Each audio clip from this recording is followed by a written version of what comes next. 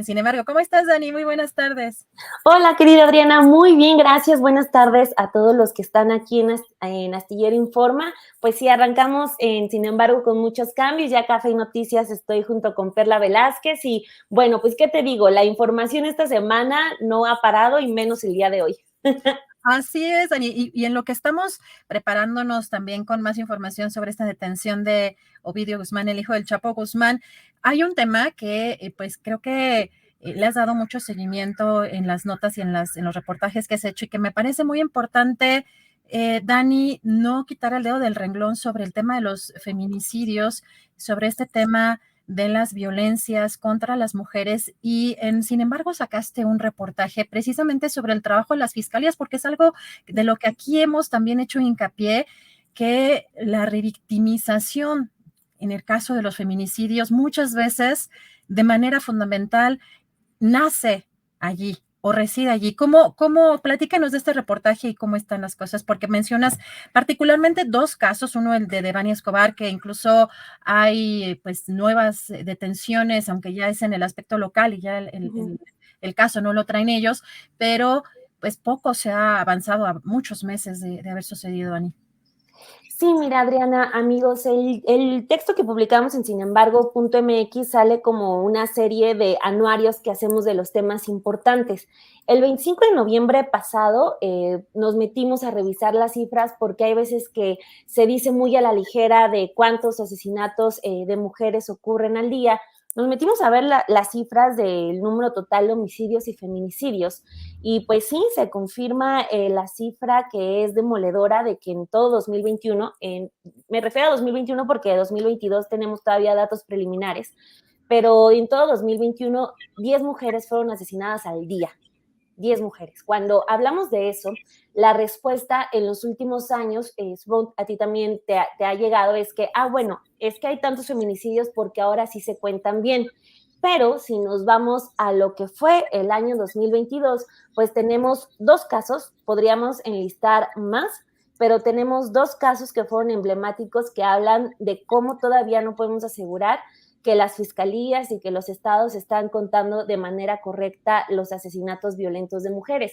¿Cuáles son esos dos casos? El de Devani Escobar y el de Ari Fernanda. Los dos tienen mucho en común. Uno ocurre en abril y el otro ocurre en noviembre.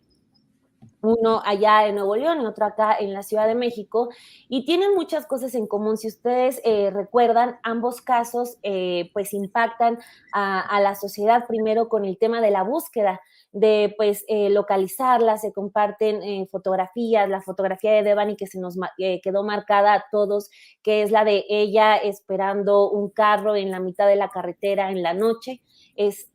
Pues claro que se hizo viral esa fotografía, también con Ari Fernanda, todos la estaban buscando porque se decía que pues un taxi de aplicación la había secuestrado, pero pues si no hubiera sido por el esfuerzo, en el caso de Devani, de sus papás y en el caso de Ari, de sus primas, los casos hubieran quedado como algo aislado. Lo de Devani, recordemos que es la misma fiscalía la que dice, pues se tropezó y se cayó a la cisterna. Y con Ari también era un carpetazo de que había bebido mucho alcohol, que también es una etiqueta muy constante para intentar cerrar los casos de feminicidio. Y en el caso de Ari Fernanda dicen, pues saben que es que ella bebió demasiado y se cayó en un barranco en la autopista de La Pera y se ahogó con su propia saliva. O sea, los dos vemos ahí la intención de las propias autoridades de dar carpetazo casi inmediato a estos casos que se habían viralizado.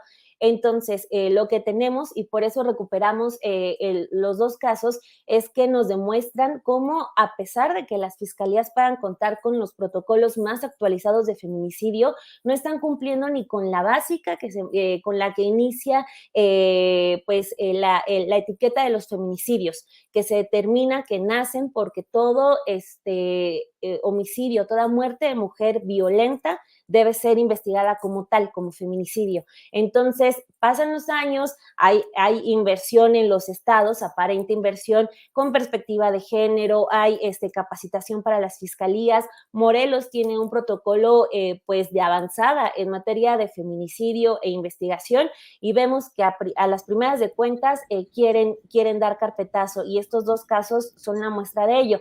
Entonces es por lo tanto muy importante mencionarlos, no perderlos de vista, porque si estamos hablando de que en un año 10 mujeres fueron asesinadas al día, pues esa cifra podría esconder más feminicidios, porque, digamos, dentro de la tragedia, el caso de Devani y de Ari Fernanda tuvieron, por así decirlo, y aunque suene fuerte, un privilegio, que tienen la misma característica de que fueron casos que contaron con muchísima exposición, pero desafortunadamente no todos los casos tienen, suena muy fuerte decirlo, pero no todos los casos tienen esa suerte de que los medios de comunicación los tomemos. Entonces, por eso meternos a las cifras es importante, porque cuántos casos las familias se quedaron esperando a que las autoridades hicieran algo, pero pues al final de cuentas no hicieron nada.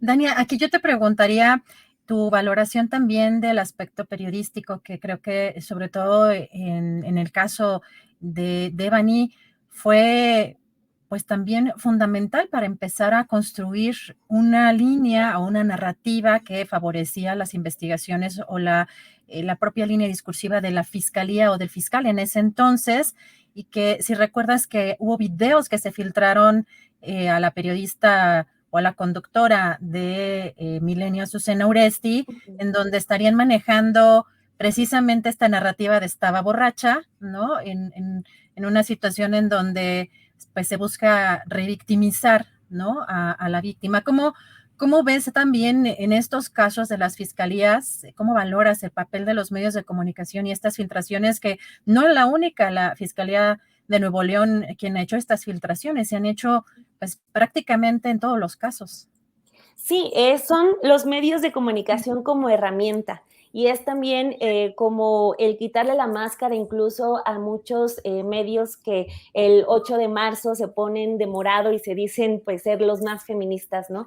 Por ejemplo, lo de Azucena Oresti fue lamentable, y tampoco hay que olvidarlo, porque pues incluso lo que filtran son estas conversaciones con el fiscal de ándale, yo siempre te he ayudado, y sí, o sea, se nota hay una relación de cómo le pasan videos a la periodista Uresti, donde ella ya está diciendo, pues, qué tenía en la bolsa, diciendo que Devani Escobar consumía drogas, y sí, generando esa narrativa, ayudando a generarla. También, por ejemplo, en el mismo caso de Devani está la filtración de una autopsia de la segunda, si no mal recuerdo, de la segunda autopsia, que ni siquiera los papás estaban todavía enterados, y se la filtran al país, y el país la saca también con toda la peligrosidad que tiene para la investigación.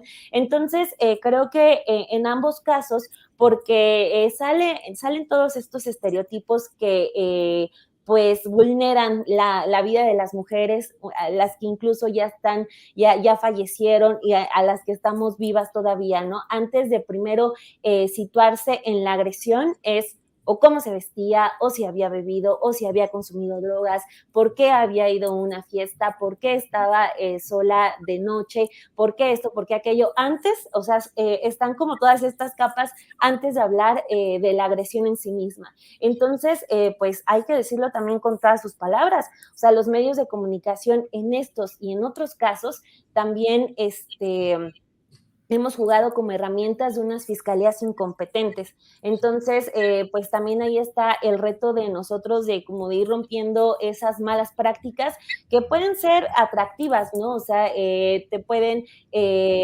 convencer por la parte de las visitas, del rating de esto, pero, o sea, creo que si hay una crisis de las fiscalías, hay una crisis de las fiscalías en concreto para atender los feminicidios, que los tratan de una manera déspota, terrible, es muy, muy feo lo que ocurre con el tema de las fiscalías, cientos de testimonios de madres, de hijos, de mujeres que han sido asesinadas, pues hablan de cómo están pues por completo desprotegidas por estos funcionarios públicos que, insisto, se ha gastado mucho dinero, tanto en la administración pública federal como en estatal, en estos cursos que dan como ciertos despachos o consultorías para sensibilizar sobre perspectiva de género, pues que no han funcionado, que todavía tenemos a familias desamparadas, buscando justicia, buscando medios de comunicación que sean sensibles.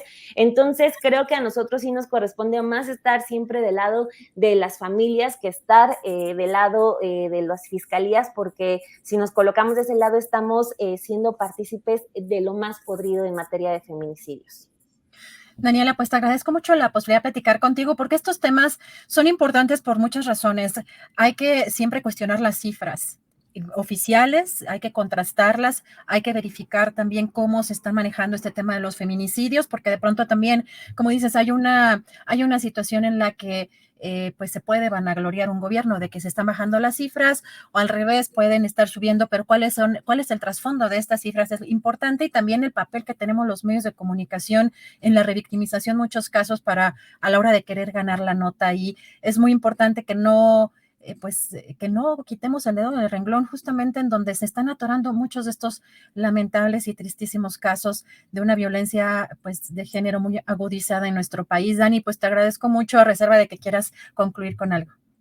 No, sí, simplemente redondear esta parte que es como de, insisto, de donde sale el reportaje que publicamos esta semana, que es, o sea, el que vaya aumentando la cifra de feminicidios no es justamente porque ya se estén contabilizando de manera correcta, sino porque quizá hay cada vez más presión de familias, de víctimas también de agresiones que están ahí insistiendo en que no se cierren las carpetas. Quizá no simplemente es buena tarea del gobierno, sino también la insistencia y perseverancia de las familias. Muchas gracias, Dani. Daniela Barragán, reportera, periodista de Sin embargo y conductora de Café y Noticias ahora en esta nueva etapa y entiendo que también Romina está en la noche con Pedro Mellado, nuestro colega también querido. Claro que sí, están en un nuevo proyecto a las 10 de la noche, sin embargo, al aire para que lo sigan. Y pues, Adriana, muchísimas gracias por la invitación. A la orden siempre. Muchas gracias. Feliz año, querida Dani Barragán. Feliz Estamos año. en contacto. Gracias a Daniela Igualmente, bye. Barragán.